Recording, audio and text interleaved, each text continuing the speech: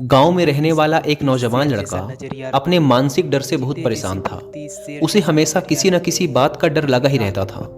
कभी वह यह सोचकर डरता कि पता नहीं उसका भविष्य कैसा होगा, वह खुद के और अपने माँ बाप के सपने पूरे कर भी पाएगा या नहीं। उसे हमेशा यही लगता था कि उसके अंदर बहुत सारी कमियां हैं और इसी सोच की वजह से वह खुद को दूसरों की तुलना में छोटा और कमतर समझता था।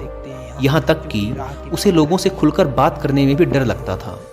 जब वह लोगों के साथ उठता बैठता या बातें करता तो उसे लगता कि लोगों का ध्यान सिर्फ उसकी कमियों की तरफ ही है। इसीलिए वह लोगों के सामने असहज और घबराहट महसूस करता था। उसे इस बात से भी जलन होती थी कि उसके आसपास के लोग उससे आगे कैसे निकल रहे हैं, और साथ ही उसे इस बात का डर भी लगा रहता कि कहीं उसके मित्र या आसपास के लोग उससे आगे न निकल जाएं, और अगर ऐसा हुआ तो वह उनके सामने छोटा और कमजोर साबित हो जाएगा।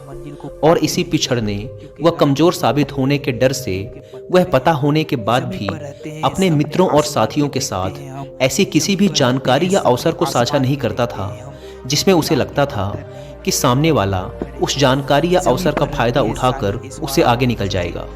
वह मानसिक रूप से इतना भयभीत और कमजोर हो चुका था कि उसे दूसरे लोगों को असफल होता हुआ देखकर खुशी मिलती थी।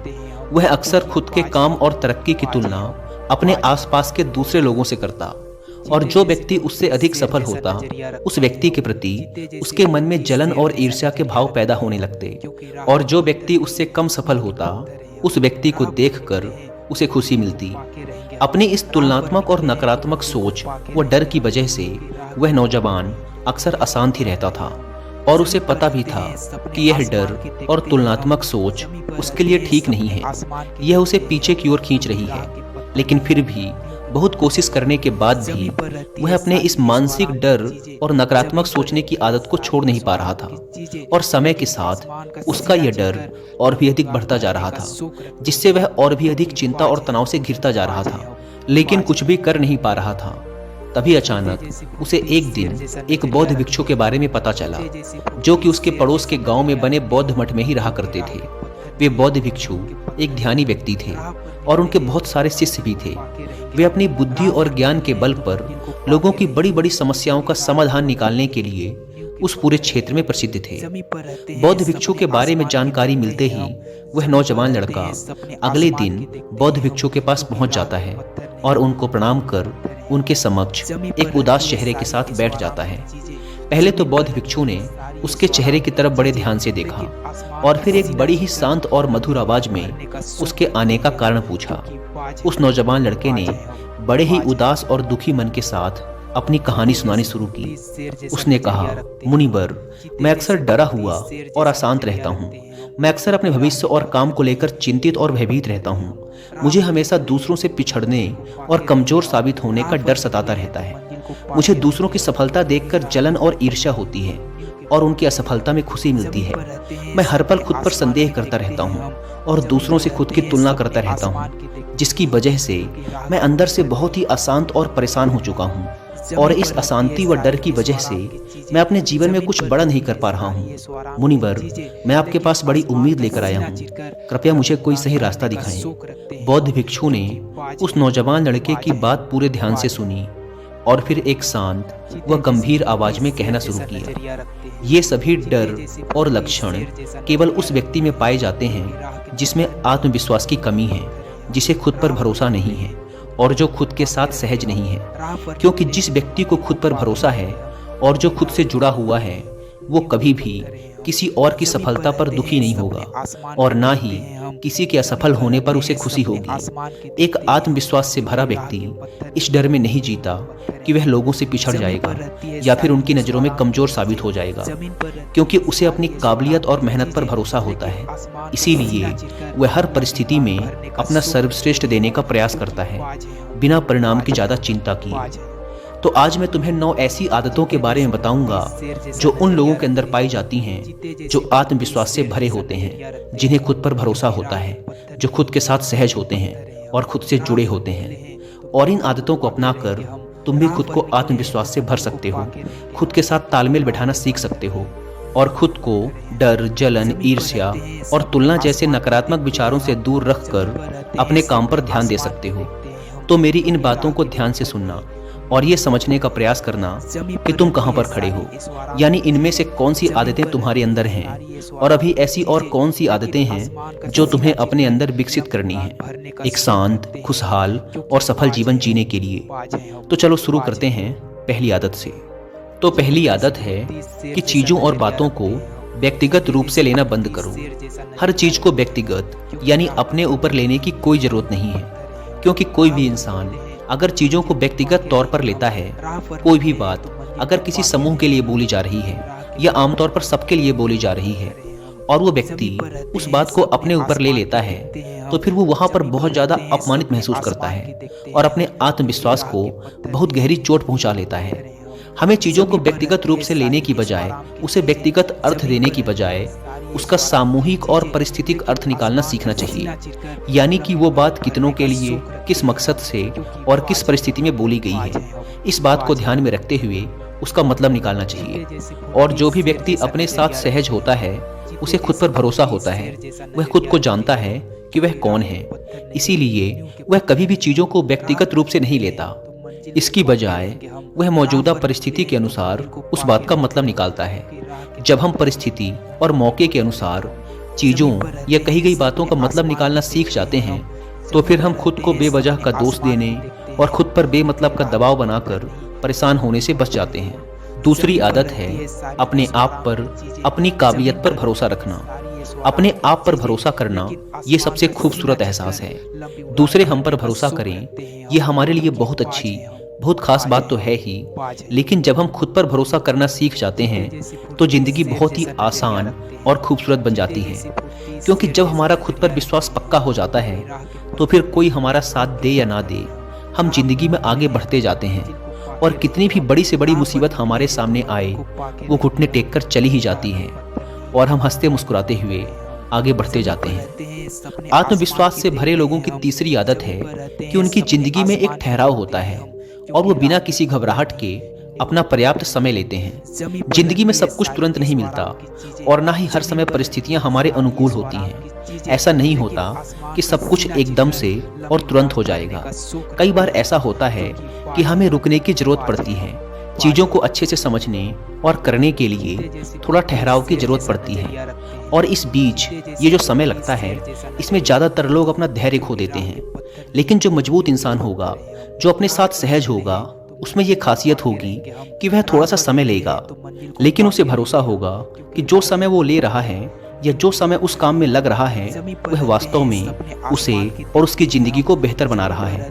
तो वो इंसान खुशी खुशी अपना समय लेगा, इंतजार करेगा और विचलित व परेशान होने की बजाय उसके अंदर बहुत सारा धैर्य और आभार होगा कि चलो चीज़ें कम से कम बेहतर तो हो रही हैं।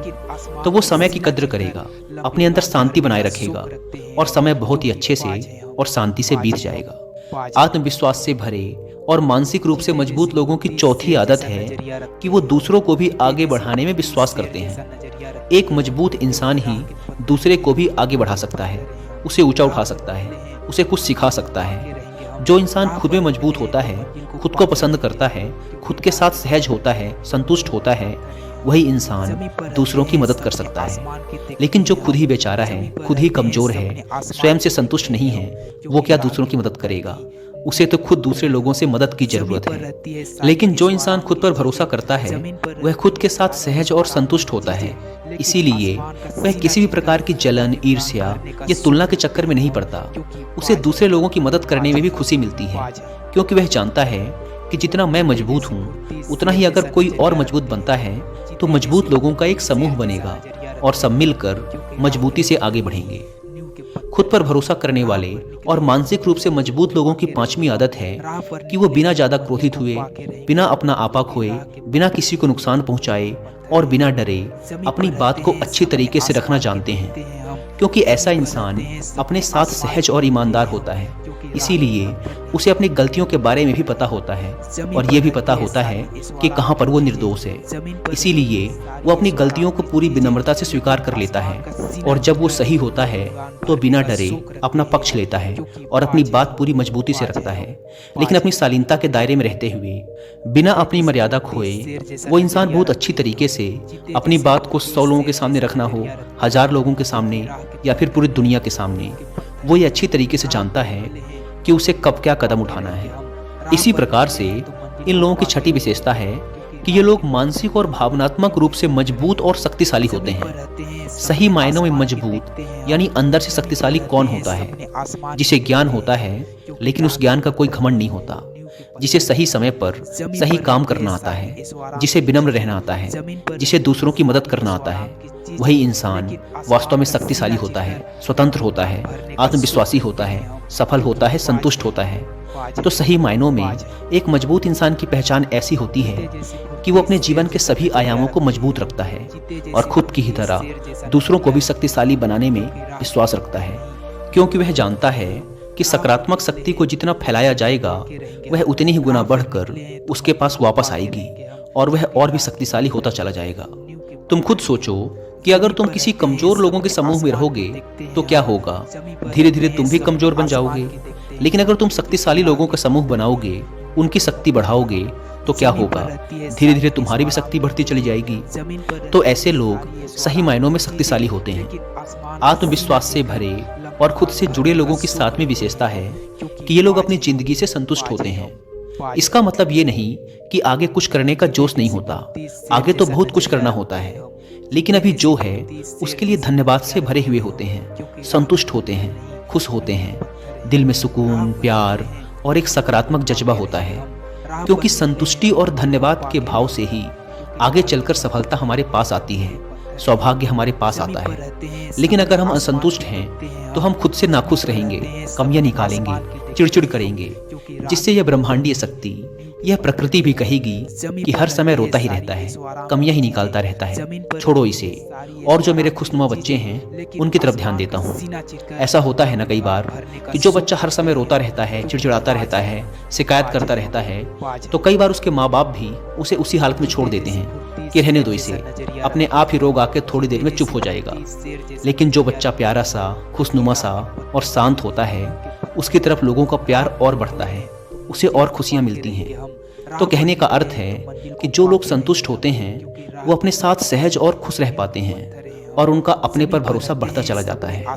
इसी तरह से इन लोगों की 8वीं आदत होती है कि ये लोग संतुलन में भरोसा रखते हैं। जीवन को अच्छी तरीके से जीने के लिए इसका संतुलित होना बेहद आवश्यक है। तो ऐसे मजबूत लोग जो अपने साथ सहज होते हैं वो जीवन के संतुलित होने पर विश्वास रखते हैं। हमारे जीवन के बहुत सारे पहलू हैं, जैसे शारीरिक स्वास्थ्य, मानसिक स्वास्थ्य, घरेलू संबंध, सामाजिक संबंध, भविष्य के सपने, मौज मस्ती, सफलता इत्यादि। और अगर हम इन सभी चीजों को उचित समय देते हैं तो हमारे जीवन में एक संतुलन होगा। हम संतुष्ट रहेंगे, खुश रहेंगे, बीमार होने से बचे रहेंगे। लेकिन अगर हम जीवन के किसी एक क्षेत्र में बहुत ज्यादा ध्यान देते हैं, उसमें बहुत अच्छा कर रहे हैं, लेकिन बाकी दूसरे क्षेत्रों में बिल्कुल पिछड़े हुए हैं, तो क्या होगा? हमारे जीवन में कभी भी वो संतुष्टि, वो खुशी, वो आत्मविश्वास आ ही नहीं पाएगा। हम ज़्यादातर समय परेशान ही रहेंगे। इसीलिए तुम्हारे जीवन के जो भी कमजोर क्षेत्र हैं उनकी ओर भी ध्यान दो और एक योजना बनाओ कि कैसे उन्हें बेहतर किया जा सकता है, जिससे तुम अपने जीवन में एक संतुलन स्थापित कर सको। 9वीं और आखिरी आदत है कि ये लोग खुले विचारों वाले होते हैं। जो भी इंसान खुले दिमाग का होगा वह नए विचारों का स्वागत करेगा, दूसरों की राय का भी सम्मान करेगा। लेकिन जो व्यक्ति खुले विचारों वाला नहीं होगा, बस मैं ही सही हूँ, इस अकड़ में दबा जाएगा और अकड़ अकड़ के अपना काम बिगाड़ देगा। दिमाग और दिल का खुला होना बेहद जरूरी है। मैं जैसा हूँ वो हूँ, लेकिन अगर दूसरा मुझसे अलग है तो इसका मतलब ये थोड़े ना कि वो गलत है। अगर मुझे कोई विशेष चीज पसंद नहीं है, कोई पहनावा पसंद नहीं है, कोई काम करने का तरीका पसंद नहीं है, तो इसका मतलब ये थोड़े ना कि सामने वाले का तरीका गलत ही होगा। तो विचारों का खुला होना बेहद आवश्यक है। नई चीज़ों को सीखना, चाहे वो कोई काम हो, संस्कृति हो, विचार हो, कला हो, उसका स्वागत करना, उनकी अच्छाई की तारीफ करना, बदलाव को स्वीकार करना, यही सब चीज़ें होती हैं जो खुले विचारों वाले इंसान की पहचान होती हैं। लेकिन अगर हम रूढ़िवादी और छोटी सोच में फंस जाते हैं, अंधविश्वास में फंस जाते हैं, अपनी सोच को बदलने के लिए तैयार नहीं होते, अपना नज़रिया नहीं बदलते, तो फिर क्या होता है?